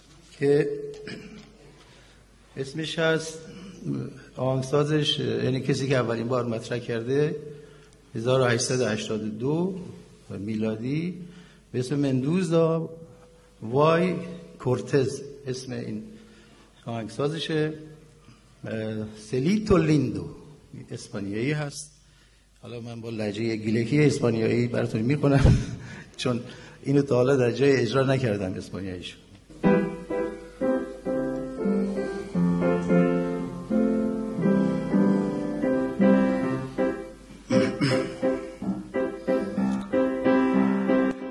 Este lunar que tienes de lindo, lindo la la la boca, senero la la la, quella la la la la la.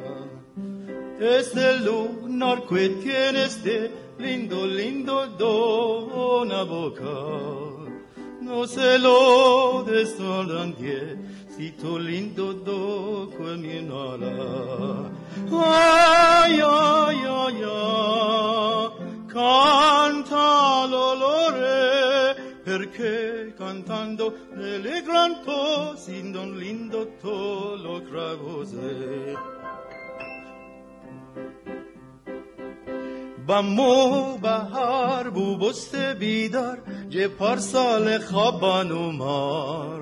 بازم تو کود گول شفتلوی تومان با مستر تلا با مو بهار بو بست بیدار جه پارسال خوابان و مار بازم تو کود گول شفتلوی تومان با مستر تلا های های هرای های های هرای دوخن زکان نفد رنگی مرغن دپش تخم جوبتون بجار های های هرای های های هرای دوخن زکان نفد رنگی مرغن دپش تخم جوبتون بجار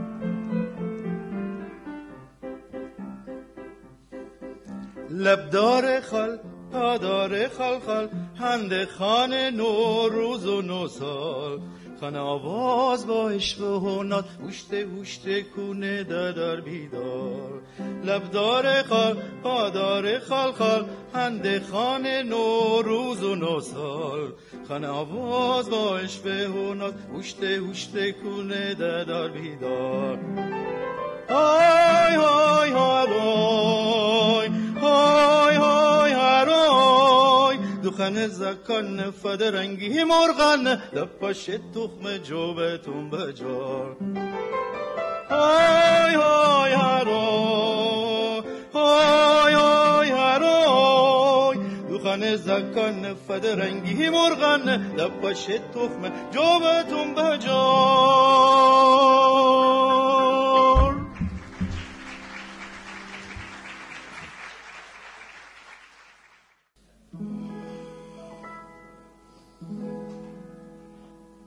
باز می دل یاد از گیلان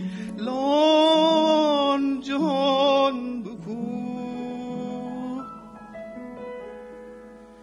باز می دل یاد از گیلان جهان بکود یه گوش بدن می ترانم یه گوش بدن می ترانم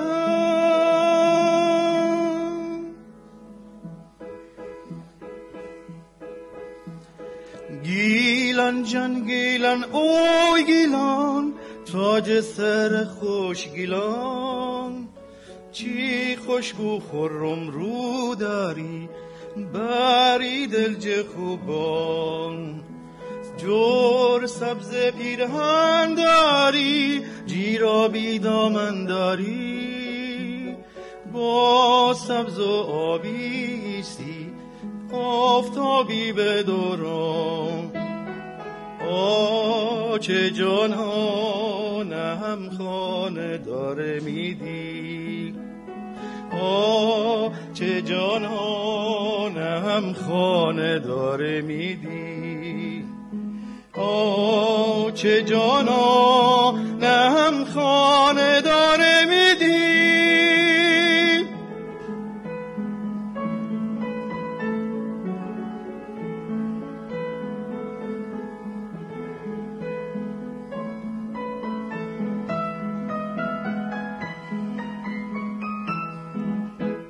گیلان جان تی گیل گل بکود، تی خورشید از سنبول چگود، تی او گل باد جان تی سنبول جانان. او گیلان گیلان تر دارم غم نارم، جه خوشی هیچی کم نارم، تی گلاب میشینه میگلاب تیشینه. او گیلان گیلان تی گلاب میشینه می گلاب تیشینه. اوی گیلان گیلان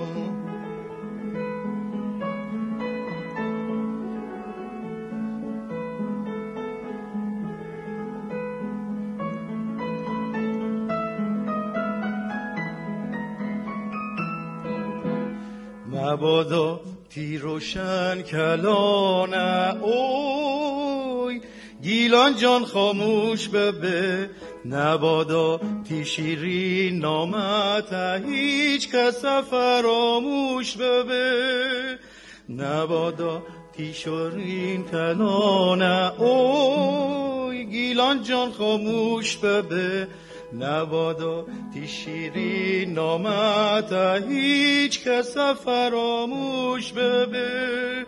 گیلان جان به گیلان بامو، بهار در زمستان بامو، میمره نگاره همیشه بهاره. اوی گیلان گیلان میمره نگاره همیشه بهاره. اوی گیلان گیلان میمره نگاره همیشه بهاره. اوی گیلان گیلان.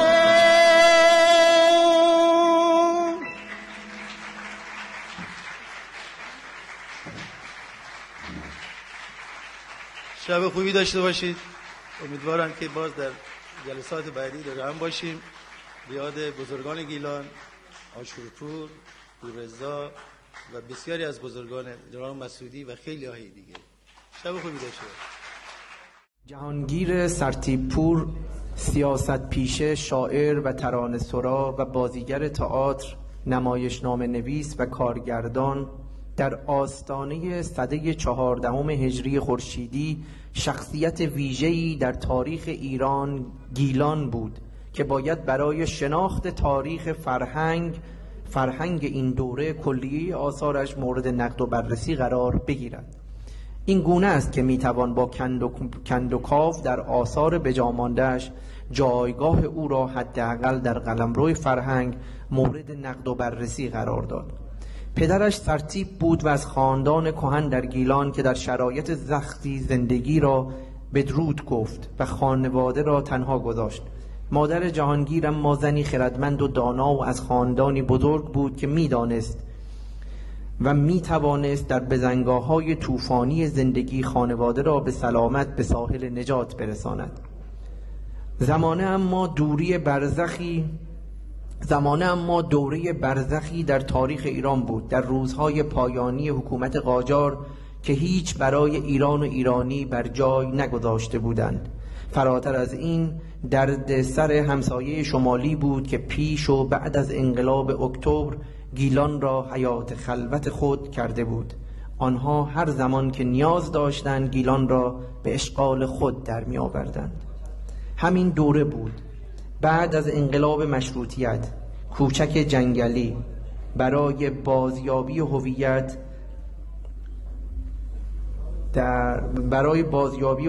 و برای حفظ استقلال و هویت ایرانی پا به میدان مبارزه گذاشت. با توجه به محیط کوچک رشت و بزرگی خانواده سرتیپور و آشنایی شخص کوچک جنگلی با این خانواده، روزی که جهانگیر را دید از او خواست که به جنگل بپیوندد. جهانگیر با اشتیاق فراوان به دفتر میرزا رفت و همانجا به خدمت جنگل درآمد. گویا در آن زمان 17 سال داشت و بعد از 1 سال که انقلاب جنگل فرو ریخت و جهانگیر 18 ساله شد. بیراه نیست اگر بگوییم جنگل برای سرتیپور نه به عنوان یک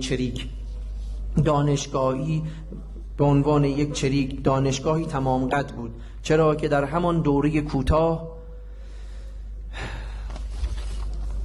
برای حفظ استقلال و هویت ایران هر کاری کرد. خود را گریم کرد، روی صحنه رفت، کارگردان شد، نمایشنامه نوشت، سیاست پیشه شد، ترانه‌های مدرن سرود. او نگاه به آینده داشت، از این رو شخصیتی مدرن بود و تا حد امکان میتوانست به درستی راه را از چاه تشخیص دهد. او آموخت که چگونه به نوعی از سنت به مدرنیته باید رفت. تمامی فعالیت‌های فرهنگی او شاهد این مدعاست. جهان تئاتر سرتیپور محدود بود به میراث تئاتر حسن ناصر که مجمع امید ترقی را برپا کرده بود و برخی از شاگردانش که هنوز عشق به تئاتر داشتند. سرتیپور میگوید در آن موقع در مدرسه بیشتر از همه معروف بود. مدرسه اتفاق به مدیریت میرزا آقا حبیبی و مدرسه سعادت به مدیریت اسماعیل پور. رسول و حسن ناصر هم مدیر مدرسه رشدیه بودند. مدیران این سه منورالفکر بودند و حسن ناصر سعی می‌کرد تا از آنان در کارهای تربیتی و پرورشی استفاده کند. به همین دلیل آنها را تشویق کرد تا در گیلان تئاتر برپا سازند. آنها تحت تأثیر حسن ناصر قرار داشتند. ناصر میگفت در رشت هرچه هست غیر از تئاتر. او تئاتر غرب را میشناخت و میدانست این مدرسه های تئاتر میتواند در پرورش افکار تأثیر خوبی بگذارد. با ادغام این مدرسه شمس تشکیل شد و بعد مجمع امید ترقی در همان مدرسه زیر نظر حسن ناصر شروع به کار کرد و دایی نمایشی هم جزو مؤسسین بود.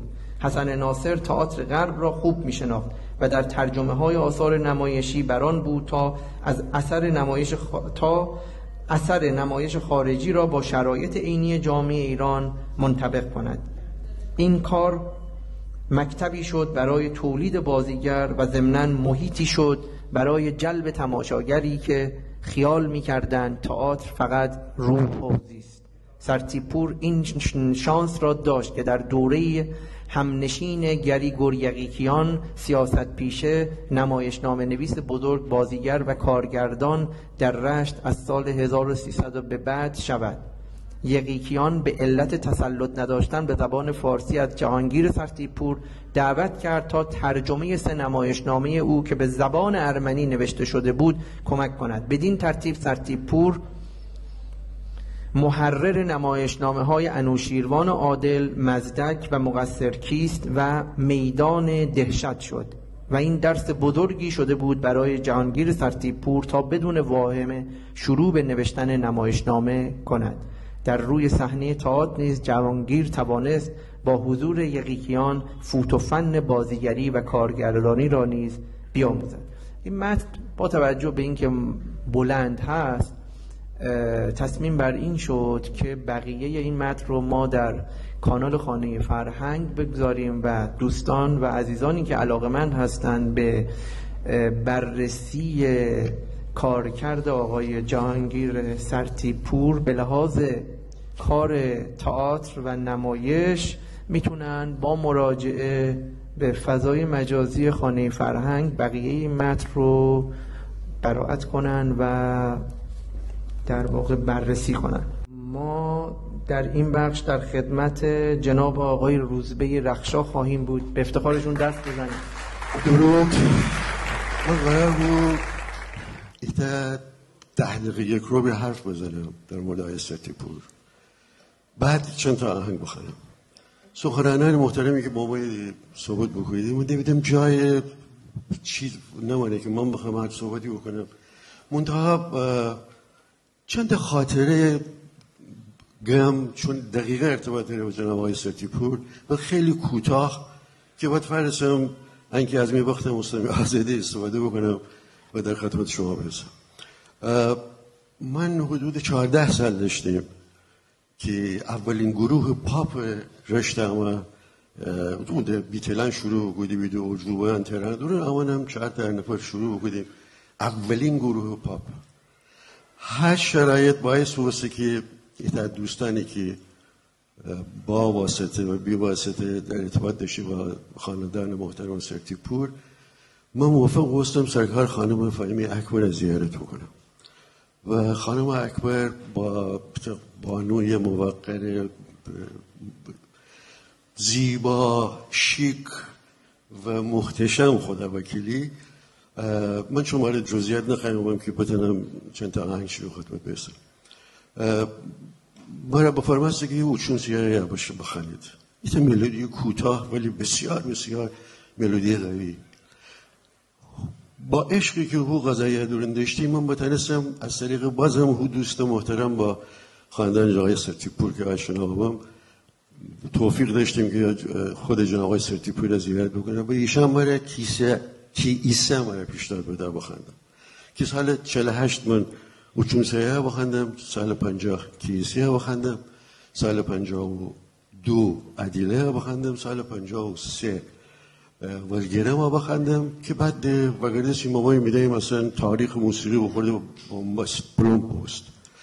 ممنونم که ام مقدمه گوش بکنید.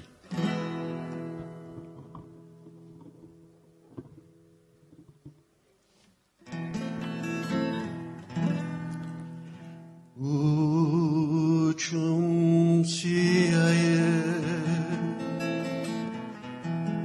uçum giraye,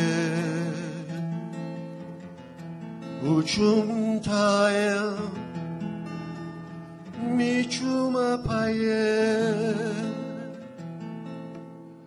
ama çedane, miraz rakhane.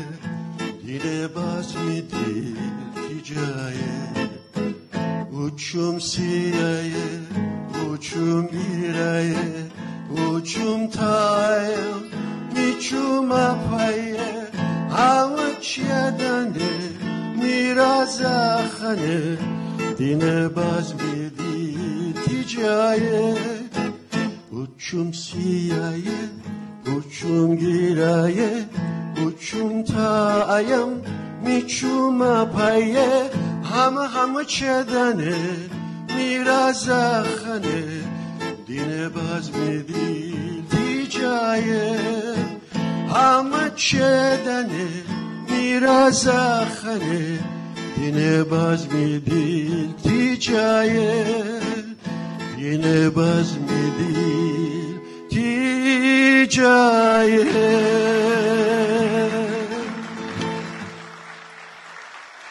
متشکرم.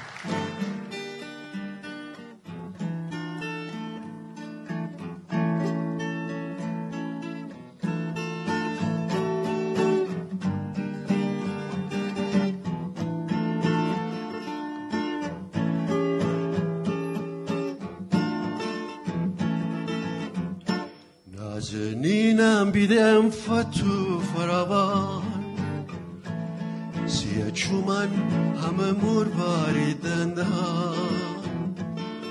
تیمنستان نبید هیتا تیمنستان نبید هیتا تیمنستان نبید هیتا بور ای بسا چوم که مشعل بنمسته ای بسا بل که از دیده بخسته ایت دودی بوبا اویتا ایت دودی بوبا اویتا ایت دودی بوبا اویتا نپسته لیلا لیلا لیلا جان لیلا لیلا لیلا تی جان قربان لیلا لیلا لیلا ای سبز پیرهن ای شرط خشی تو ما لیلا جان لیلا جان لیلا لیلا لیلا جان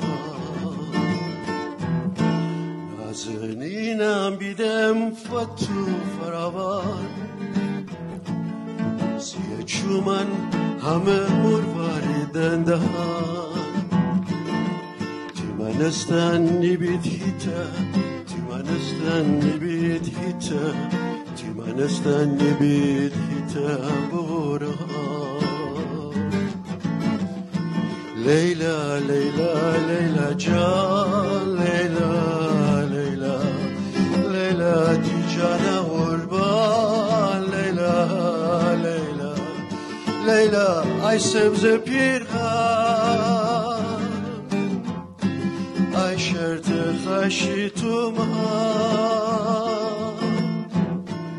لیلا جان لیلا جان لیلا لیلا لیلا جان لیلا جان لیلا جان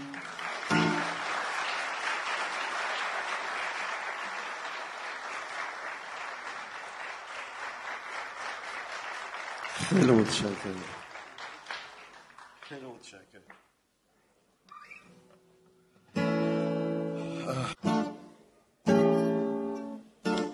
اون کی فدتی دیما رنگ امید و بیما خانه تفندولی من کیسه کیسه کیسه اون کی دیهت جانه مستی بخارانه لسی خمارانه کیسه کیسه کیسه هی هی تو مگویس گل کیسه راست چیسه گیرم بزنی تم دنم خانم هی هی تو مگویس گل کیسه راست چیسه گیرم بزنی تم دنم خانم اون کی فدتی دیما رنگه امید و بیما خانه تفندولی ما کیسه کیسه کیسه همگی با هم الان بخونیم کیسه برافو ایده بده کیسه کیسه کیسه کیسه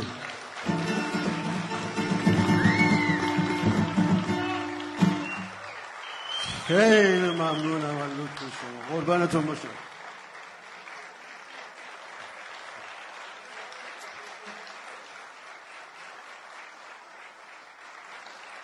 خیلی متشکرم خیلی ممنونم بسیار متشکرم من نتونم این شادیه پنهان نکنم که در بزرگداشت از نامآوران تاریخ معاصر گیلان در جمع شما مخاطبین بسیار بسیار ارجمند و دل فدید و هر کس بیسته بدون شک انرژی گیره که من از شما ممنونم و همچین شبیه تشکیل بدهید من از جناب آقای جکتاجی که آقای فکرآزاد سایر اعضای هیئت مدیره آقای عریف و سایر کسایی که دست اندر کار قضیه بید و دعوت بکنید من بسیار متشکرم. من ایتا آهنگ آخر آهنگی که حداقل قرار شما را بخونم آهنگی است که جناب آقای ستیپور زمانی که رشت تحت اشغال بود اشعار و ترانه بود گفته و خواهش کنم من زیاد نخواهیم ادای خواننده رو بیرون من ترجیح دارم از شعر شما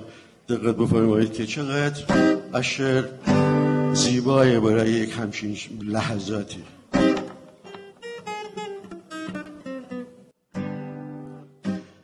دل باز بیدار و بود دل هنده امیدواره پایان کار دین روشن روزگاره تنمودنی که زمستان شیواره بلبل به دارنگ باز بهار اوی بهاره نازنینان شد تا سبز آشیانه همراه و هم دل با او بل جاودانه خوش خوشندیم های زبانه به زبانه سو بخشیم یارانه تا بس سوجه بیگانه گیلان و گیلان منتی اولش سال یارم گیلان و گیلان هنده وفادارم ای جان جهان تو مهر سرپای دارم گنجینه داره تیرازم نقشه پاکارم دل باز بیدار بود دل هنده امیدواره پایان کار دین روشن روزگاره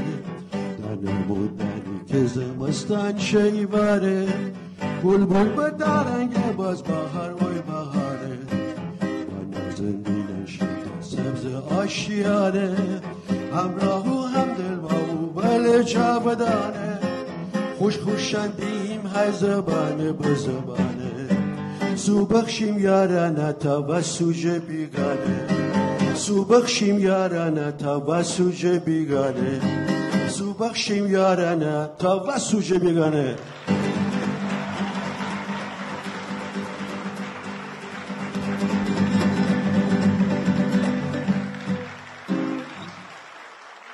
ممنونم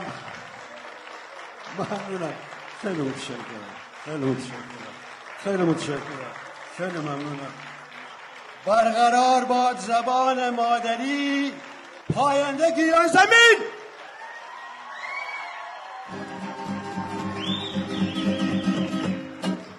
مرسی